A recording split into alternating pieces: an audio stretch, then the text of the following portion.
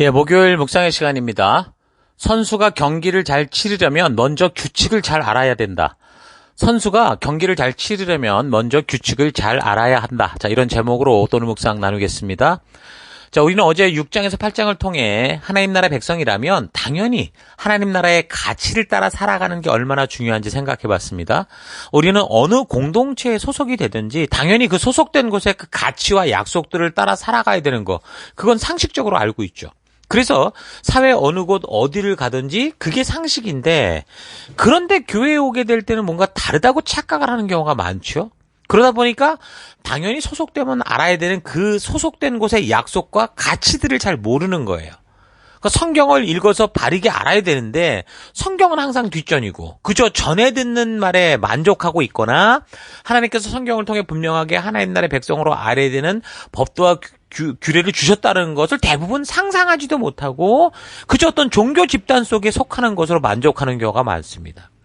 그러나 성경 역사를 차분히 보면 하나님께서 분명하게 그런 구체적인 것을 우리에게 성도로서 알아야 되는 것을 말씀하신 걸 알 수 있어요.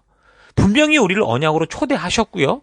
초대되고 응답한 사람들에게 직접 십계명, 하늘나라의 도리를 말씀해 주셨고, 그 구체적인 것들을 전하는 자들을 통해 분명히 주셨다는 거죠. 그래서 직접 법도와 규례를 하나님이 직접 우리에게 주신 것과 똑같은 그런 말씀을 우리에게 하나님은 주셨습니다. 우리가 이런 사실을 잊지 말아야 돼요. 그래서 이런 사실을 잊지 마시고 우리 또한 하나님과 그리스도 예수로 말미암아 언약된 백성이 되었을 때 하나님이 우리에게 주셨던 그 법도와 규례, 그 의도를 알아서 하나님 나라 백성답게 이 시대 속에서 살아갈 수 있는 거 잊지 말아야 됩니다. 그래서 우리가 성경을 읽으면 이렇게 하나님의 의도와 하나님이 누구신지를 알고 하나님의 뜻을 알면 우리의 삶에 어떤 상황과 환경이 다가와도 그 안에서 빛된 백성으로 살아갈 하나님의 마음을 찾아갈 수 있어요. 바로 모세가 출애굽 2세들에게 이런 얘기를 하는 거죠. 7장 5절부터 읽어드리겠습니다. 그러므로 여러분이 할 일은 이것뿐입니다. 그들의 제단들을 허물고 그들이 섬기는 돌 기둥의 우상들을 깨뜨리고 나무 기둥을 깎아 만든 그들의 아세라 여신상을 찢고 그들의 신상들을 모두 불에 태워버리십시오. 여러분은 여러분의 하나님 여호와께 소속된 거룩한 백성입니다. 여러분의 하나님 여호와께서 여러분만을 선택하여 주님의 소중한 백성으로 삼으셨습니다. 그러나 여호와께서 여러분을 좋아하시고 여러분을 선택하신 것은 여러분이 모든 민족들보다 수가 더 많기 때문이 아닙니다. 오히려 여러분은 모든 민족들 가운데서 가장 수가 적은 민족입니다. 오직 주께서는 여러분을 사랑하시고 여러분의 조상들에게 맹세하신 약속을 지키려고 여러분을 선택하셨습니다.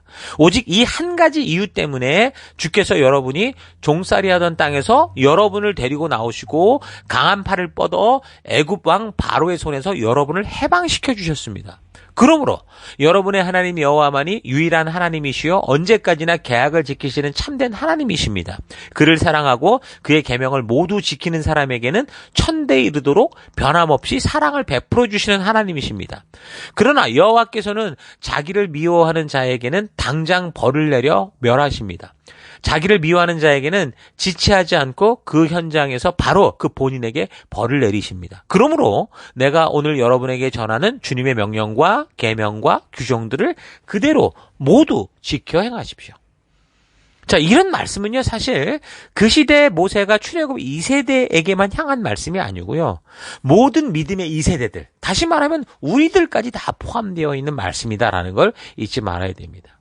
그래서 이제 9장에서 하나님께서 가나안의 그 강한 족속인 그 아낙, 그 거인족 자손들을 직접 멸하셔서 저들이 이제 바로 순종하는 바르게 순종하는 우리를 통해 엎드려지게 하고 쫓아내버릴 거다. 그들을 멸할 거다. 우리를 통해. 그러니까 하나님이 하시는데 우리를 통해 하실 거다. 약속하시는 거죠.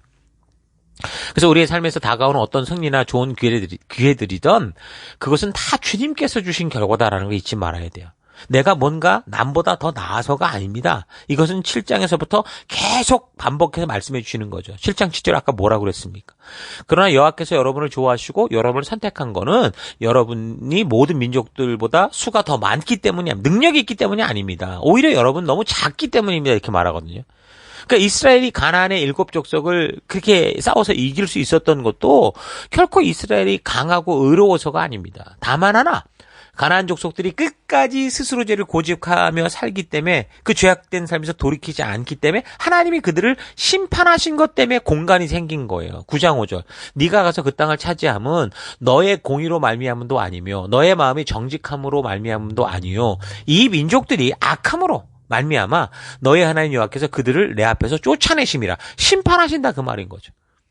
그래서 성도는 누구라도 교만하지 말고 겸손하게 주의 길을 따르라 말씀하는 겁니다. 내가 그나마 삶이 조금 나아진다고 생각되는 거는요, 죄를 고집하고 스스로 멸망의 길을 따라 살아가는 그런 사람들 때문에 공간이 생겨서일 뿐이라는 거예요.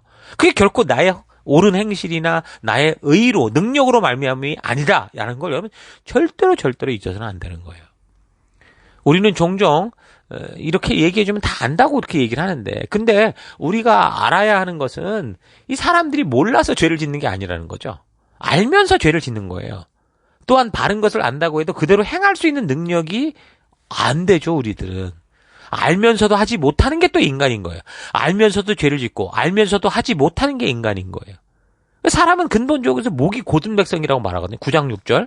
그러므로 너가 알 것은 너의 하나님 여호와께서 너에게 이 아름다운 땅을 기업으로 주신 것이 너의 공의로 말미암음이 아니니라. 너는 목이 곧은 백성이니라. 우리는 그런 존재예요. 그래서 우리가 먼저 하나님 앞에 나아갈 때 이런 나를 인정해야, 그래서 우리가 하나님의 말씀에 귀를 기울이게 되는 거고, 우리가 어떤 말을 듣더라도 내가 알아 이렇게 교만하지 않고 계속 반복해서 그 말씀의 의도에 귀를 기울이고, 그래서 겸손하게 나를 이렇게 복종시키는 그런 존재가 될 수 있는 거예요. 그 증거로 모세가 뭘 말합니까? 그 목이 곧은 이 잘 변하지 않는, 말씀이었으면 안 되는 존재라는 그 의도로 과거 시내산 금송아지 사건을 얘기를 하죠. 그 하나님의 놀라운 은혜로 그 시내산까지 와서 약속을 맺고 언약을 맺었는데, 그래 놓고 어떻게 했습니까? 그들이 결국에는 이 모세가 하나님의 말씀을 받으러 시내산에 올라갔을 때 모세가 죽었다라고 그렇게 생각을 해버리고, 그리고 이제 하나님을 그냥 떠나서 저들에게 익숙했던 이집트의 그 금송아지를 신으로 만들어서 우상숭배했잖아요. 그 불과 그들이 그 하나님과 언약을 맺은 40일 뒤였어요. 그 10계명의 언약을 맺고 모세가 이제 시내산에 올라가서 40일 동안 하나님과 그런 준비를 하고 있었는데 그 40일 만에 그냥 하나님을 외면하고 부인하고 변질된 존재라는 거죠. 그러니까 사람들은 보면 지금 내가 처한 그 이집트 같이 고통스러운 그런 상황보다 조금 좀 괜찮고 안전하면, 그러니까 지금보다 경제 사정이 나아지고 형편이 좀 여러 가지로 나아지면 그때 하나님을 잘 섬기고 보다 더 잘 순종할 수 있을 거다라고 이렇게 얘기를 하지만, 여러분 절대 이 풍요는요 사람을 그렇게 만들지 않습니다. 오히려 풍요는요 사람을 쉽게 변질시키고 교만하게 만들기 일쑤예요. 그래서 내가 부족과 결핍벽에 살아가는 지금 이 상태, 지금 이 없는 이 상태에서 이 정말 각박한 이 상태에서 우리가 핑계나 변명을 대지 않고 하나님을 찾고 그 삶 속에서 신실하게 하나님과 동행하는 삶으로 나아가지 않으면, 하나님이 주시는 이제 풍요가 올 때 하나님을 찾는 게 아니라 교만해지고 자기 안락을 찾아서 조금 더, 5분만 더, 이 뭐 집 하나만 더, 좋은 차 하나 더, 이런 식으로 불순종하는 삶을 살죠. 그래서 자기를 보다 더 높이고 원하는 것을 이루어주는, 결국 뭐예요? 우상을 따라가는 삶을 살게 돼 있어요. 그것은 이 목이 곧은 백성, 그러니까 죄 가운데서 태어난 사람들 속에서 이게 가르치지 않아도 나오는 이 본성이 있기 때문이라는 거죠. 그래서 그런 증거로 가데스바네아의 사건도 얘기를 하잖아요. 하나님의 축복을 누리는 그 말씀을 다 시내산에서 받고 그 특별한 보호 속에 하나님의 직접적인 교육 속에 그들이 이제 배워서 다 안다고 해놓고 막상 이제 그 사명의 현장, 그 현실에 가서는 어떻게 했어요? 눈에 보이고 느끼는 것에 사로잡혀서 그 땅은 우리는 못 간다, 이런 식으로 하나님을 불신하고 원망하는 일이 벌어졌잖아요. 9장 23절. 여호와께서 너희를 가데스바네아에서 떠나게 하실 때 이르시기를 너희는 올라가서 내가 너희에게 준 땅을 차지하라 하시되 너희가 너희의 하나님 여호와의 명령을 거역하여 믿지 아니하고 그 말씀을 듣지 아니하였나니. 그러니까 늘 말하지만 하나님께서는 실수를 가지고 뭐라 하지 않으시거든요. 근데 단 한 번의 불순종으로 그 엄벌을 내린다고 생각해 보세요. 그럼 이 세상에 살아남을 사람이 누가 있겠습니까? 아무도 없어요. 근데 9장 24절 뭐래? 내가 너희를 알던 날부터 너희가 항상 여호와를 거역해 왔다, 이렇게 얘기하죠. 그러니까 목이 걷고 굳은 옛사람의 본성, 죄의 본성이 늘 있었다라는 거예요. 죄가 뭡니까? 아무것도 모르고 행동하는 게 아니고요. 알면서도 욕심을 고집하고 끝까지 행동하는 걸 말하는 거예요. 그러니까 하나님은 여러 가지 방법으로 늘 우리에게 말씀해주고 계셨고, 인간은 그 양심과 자연과 여러 통로를 통해 들리는 그 하나님의 음성을 듣고 있었는데 이걸 외면하고 있었다라는 거죠. 지금 출애굽한 사람들을 보세요. 구원을 받자마자 지금 시내산으로 가서 하나님의 언약에 초대됐고 직접 하나님의 법도와 규례를 들었던 사람들입니다. 그러니까 하나님의 뜻을 몰라서가 아니라 지금 자기들의 욕심 때문에 하나님의 음성의 귀를 막고 있는 거, 이게 문제를 만들었던 거죠. 그래서 하나님의 말씀을 들을 때 우리가 자꾸 다 아는 내용이다, 이렇게 뭐 더 듣지 않아도 된다, 이렇게 함부로 떠들고 장담하지 말라는 거예요. 내가 잠깐이라도 하나님의 말씀이 아니라면 언제라도 순식간에 배신하고 욕심대로 살아가는, 우상을 따라가는 존재가 될 수 있다는 걸 우리가 인정하지 않으면 우리는 결코 하나님이 필요 없죠. 뭐 내 남대로 잘 사는데 하나님이 왜 필요해요? 그럼 말씀도 소중히 여기지 않게 될 거예요. 그래서 매주 말씀을 듣지 않고 묵상하지 않고 나누지 않는 게 뭐예요? 그게 욕심이고 교만이고 죄악인 거예요. 핑계와 변명, 욕심, 불순종도 다 이게 뭡니까? 옛사람의 습관인 거죠. 우리는 구원받았어도 옛사람의 습관과 고집으로 여전히 뻣뻣한 존재다라는 걸 잊지 마세요. 그래서 나는 하나님의 말씀이 아니면 언제라도 교만하게 목을 곧게 세우고 하나님을 대적하는 존재가 될 수 있다는 걸 잊지 말고, 사도 바울처럼 그래서 날마다 나는 죽노라 이렇게 얘기를 하잖아요. 나를 쳐 복종시킨다 말하잖아요. 그렇게 말씀으로 나를 겸손케 하고 그 말씀대로 순종하는 삶을 살아가는 우리가 되기를 바랍니다. 그래서 모세가 이제 9장에서 그 후세대들에게 나는 하나님의 말씀이 아니면 언제라도 그런 하나님을 대적하는 존재가 될 수 있기 때문에 늘 겸손히 난 이 길을 걷기를 원한다, 그런 얘기를 비로소 하게 되는 겁니다. 자, 10장에서도 계속해서 교만하게 목을 곧게 하지 말고 오직 하나님의 말씀으로 겸비하고 순종하라고. 그러니까 신명기 앞에 대부분 거의 3분의 1은 이 얘기가 반복되는 거예요. 백성들의 계속된 욕심을 따르는 삶에도 불구하고 하나님께서는 십계명의 돌판을 다시 새겨주셨죠. 그래서 이 백성들에게 계속해서 하나님 나라 백성답게 살아가는 그 길, 오직 우리 하나님의 법도와 규례를 따라 그 기준에 따라 살아갈 수 있도록 그렇게 해주셨어요. 아론이라는 이 대제사장까지 세워서 항상 여호와 앞에서 섬기고 하나님 뜻대로 살아가는 삶을 축복할 수 있도록 하시는 분이세요. 대제사장의 역할이 여러분이 참된 믿음의 길을 갈 때 축복하는 역할도 있어요.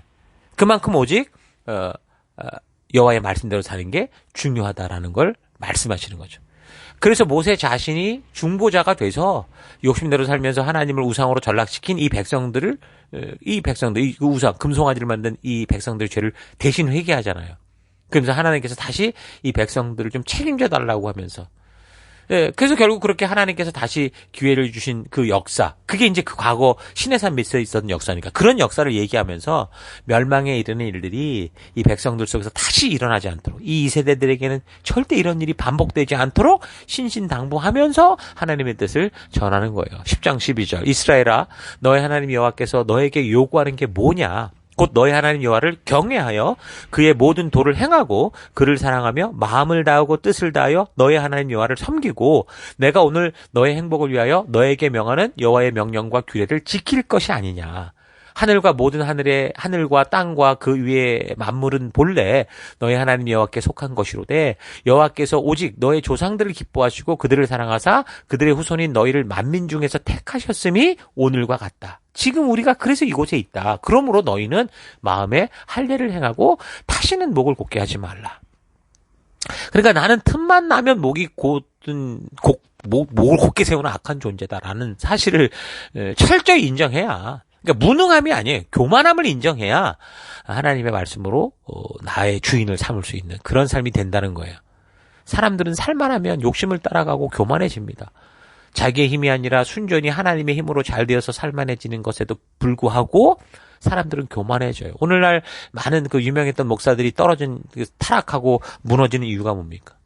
전부 초반기 그 간절함 속에 그 성도들을 사랑하는 하나님의 마음을 가진 그 마음 속에 하나님이 축복하셔서 저들을 통해 뭐 치유의 은사도 나타내시고 여러 가지를 했을 때 자기들을 통해 나는 게 자기 능력이 아니라 하나님이 우리를 통해 일하셨는데, 근데 어떡한 거예요? 순식간에 내가 그런 존재가 돼버린 거죠. 그게 사람이라는 거예요. 심지어 우리가 하나님의 이름으로 행하는 그 선지자라고 말하는, 목사라고 말하는데도 목사고 선교사고 뭐 누구 간에 전부 무슨 능력이 나타나고 하나님이 나를 통해 일하시면 내가 먼저 교만해지는 게 일수라는 거. 이거를 우리가 깨달아야 어떻게 돼요? 겸손할 수 있다는 거죠. 그래서 하나님의 말씀, 이 성경이라는 거는요, 집에만 놓고 다녀서 장식품이 아니에요. 또 요즘엔 폰에다 놓고 다니잖아요. 폰. 예? 우리 전화기 하나에만 넣고 다니는 게 아니라 어떻게 돼요? 우리 마음에 새겨야 되는 거예요. 그게 바로 새 언약의 약속인 거예요. 마음에 넣고 다녀야 되는 거예요. 그렇게 해야 비로소 나의 한계를 넘어서 하나님 주신 사명의 길을 걸어가면서 그 주신 사명대로 살겠죠. 세상을 돌아보고 또 다른 이들, 그러니까 고아와 과부, 나그네와 외국인과 같은 그런 연약한 자들을 함께 배려하고 섬기고 사랑하는, 하나님이 말씀을 통해 주신 그 공평과 정의와 하나님의 그 이 인권, 서로를 사랑하는 삶이 넘쳐나는, 축복이 넘쳐나는 그런 삶을 살아갈 수 있게 되는 거예요. 그러니까 말씀이 담겨야 말씀의 가치가 우리를 지배할 수 있다라는 이 이야기를 분명히 얘기를 해주는 거죠. 제가 11장은 6장부터 이제 반복되어 왔던 그 내용의 어떤 결론처럼 하나님이 출애굽 사건을 통해 행하신 기적적인 이 일들을 잘 기억하고 그의 인도자 되신 하나님의 가르침과 계명과 규정과 명령을 마음 중심으로 잘 지켜라 이렇게 말합니다. 축복의 키는 그러니까 뭐라는 거예요? 순종이냐 불순종이냐에 달렸다라는 걸 분명히 알게 하는 거죠. 순종이 복된 미래를 약속하고 순종할 때 강한 나라가 되며 순종할 때 복의 근원이 될 수 있다. 이걸 강조하고 또 강조해 줍니다. 성공과 승리의 핵심은 뭐예요? 말씀대로만 살아라라는 거예요. 그러니까 하나님의 의도를 따라 살아가야 된다라는 거죠. 이것이 십계명을 가르치면서 시작하면서 외친 모세의 절규예요. 이 생명의 약속을 무시하고 욕심을 따라가므로 60만 명을 잃게 된 그 현장을 봤던 모세의 안타까운 외침이 바로 이 말씀인 거죠. 그래서 하나님의 백성이 해야 될 최후의 일은 뭐예요? 말씀을 바르게 하는 것, 그리고 말씀대로 순종하는 거다. 이거를 강조하는 거죠. 11장 26절. 내가 오늘 복과 저주를 너희 앞에 두나니 너희가 만일 내가 오늘 너희에게 명하는 너희의 하나님 여호와의 명령을 들으면 복이 될 것이요. 너희가 만일 내가 오늘 너희에게 명령하는 도에서 돌이켜 떠나 너희의 하나님 여호와의 명령을 듣지 아니하고 본래 알지 못하던 다른 신들을 따르면 저주를 받으리라. 이런 식으로 여호와의 명령의 그 중요성을 모세가 계속 말하는데, 성도인 백성들이 하나님의 명령인 시내산 법도와 그 규례를 모르면 뭐가 되는 거예요? 어떻게 바른 하나님의 뜻대로 살아갈 수 있겠어요? 뭘 알아야 살지요. 알아야지. 그러니까 모든 시대 속의 성도들의 문제는요, 그 열심과 열정의 문제가 아니라 바로 하나님의 법도와 규례를 잘 알지 못하는 문제예요. 알고 싶어 하지도 않아요. 그건 그 구약의 옛날 얘기야. 이런 식으로 다 넘어가 버리는 거죠. 그러다 보니까 당연히 뭘 해야 되는지 모르니까 자기 나름대로 생각하니까 우상이 나오는 거예요. 신비한 현상을 추구하는 거예요. 그런 우상의 사제들, 무상의 욕심들로 가득 찬 말들. 복술과 발람이 했던 그 짓을 그대로 따라가려는 그런 식으로 치우치게 되어 있는 거죠. 그래서 성도에게 가장 중요한 거는요, 눈에 나타나는 현상이 아니고 기록된 하나님의 말씀입니다. 그 기록된 말씀을 그냥 들고 있는 게 아니라 날마다 펴서 읽고 듣고 묵상하며 그 하나님의 마음, 그 뜻을 우리의 마음판에 새기는 거예요. 우리의 삶의 가치가 되게 하는 거예요. 그래서 하나님은 하나님이 맡으신 이 일을 하나님 편에서 분명히 이루실 거예요. 우리가 약속한 것 하나님 반드시 이루셔요. 그래서 우리에게 뭐라고 그래요? 우리의 삶의 현장에서. 그래, 염려하지 말고 이제 시내산 약속을 통해 했던 우리의 사명을 너희가 잘 해낸다면 이제 우리의 삶이 하나님이 약속하시고 준비하신 그 축복된 삶이 될 거다. 만사 형통의 미래가 될 거다. 이렇게 말하는 거죠. 기도에 지극정성을 바친다고 해서 저절로 복이 날아오지 않습니다. 축복은요, 정성을 듬뿍 담은 그런 기원하는 마음과 지극정성이 있는 게 아니고요. 딱 하나예요. 오직 기록된 하나님의 말씀을 바르게 알고 그 말씀대로 눈물을 흘리며 씨를 뿌리는 순종에 있다. 거기에서 축복이 오는 거예요.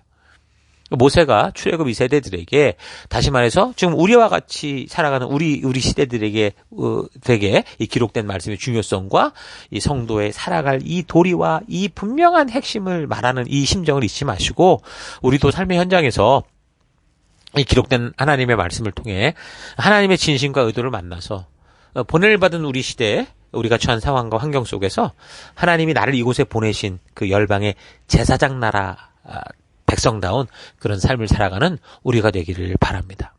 자, 오늘 하루 나는 믿음으로 사는 길을 개척하며 결국 그런 역사들을 기록으로 남겨 이 말씀과 역사를 읽는 자들 누구라도 하나님의 진실한 뜻을 알게 하시는 그 하나님의 의도를 알고 그 뜻대로 살아가고자 하는지, 아니면 모든 축복과 심판의 기준이 되는 이 말씀이 어떤 내용으로 되어 있는지, 어떤 역사를 가지고 있는지 전혀 모른 채 그저 열심과 지극정성의 마음만 가지고 결국 내가 원하는 식의 신앙의 소설을 쓰고 있지는 않았는가 좀 되돌아봤으면 좋겠습니다.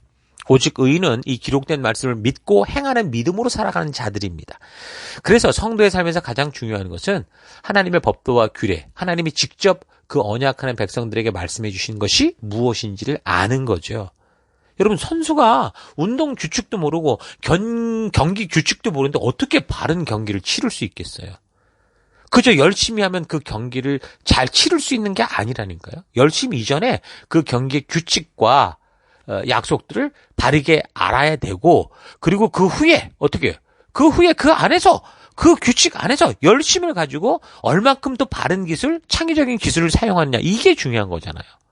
오늘날 성도들의 문제는 이 열심은 있어요. 근데 어떤 것이 하나님이 말씀하신 법도고 규례인지를 모른다라는 거죠. 그러니까 하나님과 언약을 맺은 시내산에서 금송아지 우상을 만들어가지고 결국 하나님과 맺은 언약을 다 깨뜨려버리고 심판의 자리로 떨어져서 멸망에 이르게 되는 거예요. 그때 모세의 중보가 없었다면 이 언약으로 맺은 하나님 나라의 백성들은 그날 끝났을 거예요. 깨져버린 언약을 다시 유지할 수 있었던 거는 모세가 이 백성들로 하여금 다시 하나님의 약속과 법도와 규례로 돌아와서 그 하나님 말씀대로 살아가겠노라고 하는 그 결단과 그 회개, 그걸로 인한 것이었거든요. 그러니까 회개보다 중요한 것은 회개했기 때문에 그 말씀대로 돌아와서 원래 약속대로 살아가는 거예요. 단지 뉘우치고 후회하기만 하는 건 회개가 아니죠. 잘못을 깨달았다면 그것을 죄로 고백하는 것이고, 고백했다면 다시 하나님의 원래 약속으로 돌아와야 하는 것이고, 돌아왔다면 그 말씀의 약속대로 살아가는 것이 진정한 회개고 바른 회복이다라는 거 잊지 마십시오. 각자의 삶의 현장에서 하나님의 법도와 규례가 주는 이 기준이 여러분의 삶의 유일한 길이 되고 나아갈 바가 되게 하는 그런 약속 백성다운 삶을 살아가는 여러분 되기를 주 이름으로 축원합니다. 오늘 하루도 힘내십시오. 잠시 기도하겠습니다. 하나님께서는 분명한 삶의 길과 법도와 규례를 알게 하셨는데 그 하나님의 말씀이 무엇인지 알지도 못한 채 그저 열심만 가지고 살면 된다고 착각하며 살아왔던 삶을 회개합니다. 회개란 그저 뉘우치고 후회만 하는 게 아니라 내가 걸어온 길이 잘못되었음을 고백하고 다시 하나님 주신 길로 돌아 나와서 하나님과의 약속대로 걸어가는 것이다라는 거 잊지 않고 바른 믿음의 길을 걷는 내가 되기 원합니다. 하나님께서 원하시는 바는 내가 하나님의 말씀하신 길을 걸어 행복한 삶을 살아가는 것이다 라는 거 잊지 않고 하나님의 말씀을 바르고 온전히 그리고 부지런히 알고 그 말씀대로 살아가는 내가 되기 원합니다. 하나님, 주님의 이 교회, 하나님의 집 안에서 우리가 열심히 바르게 살려면 하나님이 주신 이 하나님의 집의 약속과 규칙들을 먼저 알아야 되는 거 잊지 않고 바르고 온전히 알아서 오늘 하루의 삶이 또 그런 기쁨과 즐거움 속에 하나님 믿음으로 승리하는 그런 길이 되기를 원합니다. 그 길로 인도하시고 동행하신 하나님 감사드리고 예수님 이름으로 기도했습니다. 아멘.